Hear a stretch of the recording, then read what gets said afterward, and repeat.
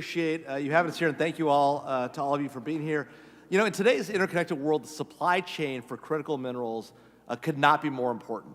These are metals and minerals that are central to our modern technology, to the EV transition, to defense articles and the like. And we've seen, just in the last few days and weeks, much less over the last months and years, challenges in the supply chain for these metals and minerals. Just in the last week or so, we've heard about the potential restriction of gallium, germanium, graphite to the United States by one of the largest producers or processors of those minerals and metals, China. And we've heard about these type of supply chain disruptions in the past. We know they've taken place, and they present significant challenges and significant potential challenges, not just for the United States, but our allies and partners around the globe, as well as the global economy, because of the critical and central nature of these minerals and metals to our technology. So I'm thrilled to have a very strong panel up here with me. I'm going to briefly introduce them, and then we'll jump right into questions and keep the conversation flowing. We will have time at the end for audience questions, so please do keep your questions and thoughts in mind.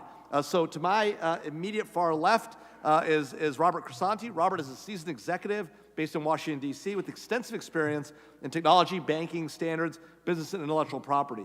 Known for his strong fiscal management and business skills, Robert has a track record of using technology to drive business results and delivering on public policy initiatives, and has been recognized for his legal strategy, coalition building, and media engagement.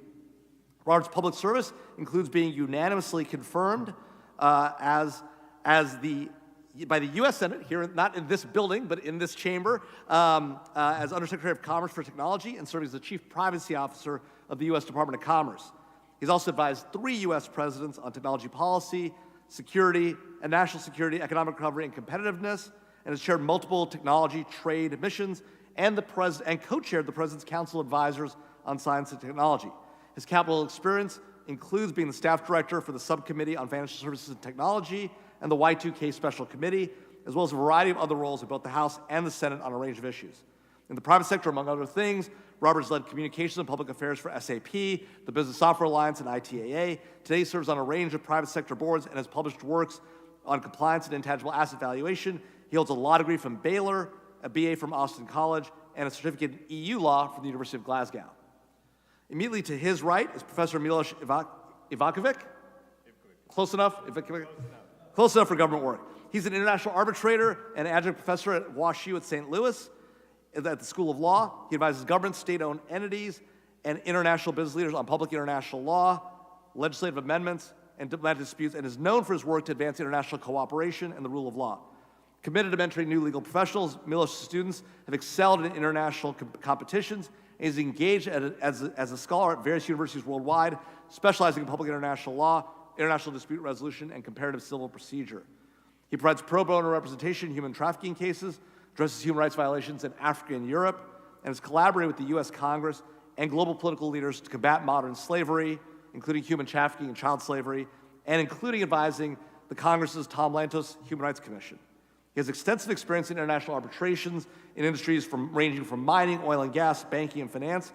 His expertise includes advising host states, international investors engaged in arbitral proceedings. He holds an LLM in U.S. law from WashU, a LLM cum laude in German law, international arbitration from a German university that I will not even try to pronounce, and an MA in EU law, economics, and political science from the Paris-Lodron University in Salzburg. And last but certainly not least, Dave McMurtry. Dave is a visionary leader and expert in lithium-ion battery supply chains, renewable energy, and international organization building. He has 2 decades of diverse experience and has held influential roles across industries, combining strategic innovation with impactful execution. For the past 3 years, Dave has served as the Chief Business Officer at Aqua Metals, where he spearheaded commercial strategy, government relations, corporate development, and sustainable practices to revolutionize battery recycling and energy storage technologies. Currently serves, among other things, on the Board of Governors for the Commonwealth Club of California, my home state, and the Board of Directors for NAT Battery International, advancing energy storage innovation and North American battery manufacturing. Previously, he led the McMurtry Group, advising startups, Fortune 500 companies, and philanthropic organizations on renewable energy, fintech, and global go-to-market strategies.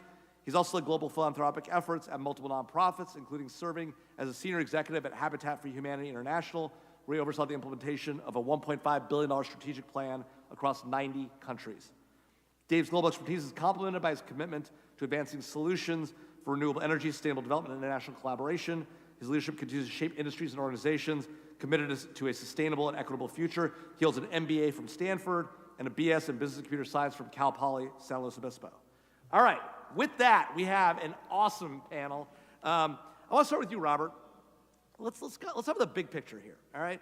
So given your experience, technology, public policy, and the like, how can the U.S. leverage its technological advantage in particular to make our nation and our allies more resilient when it comes to supply chain for critical minerals?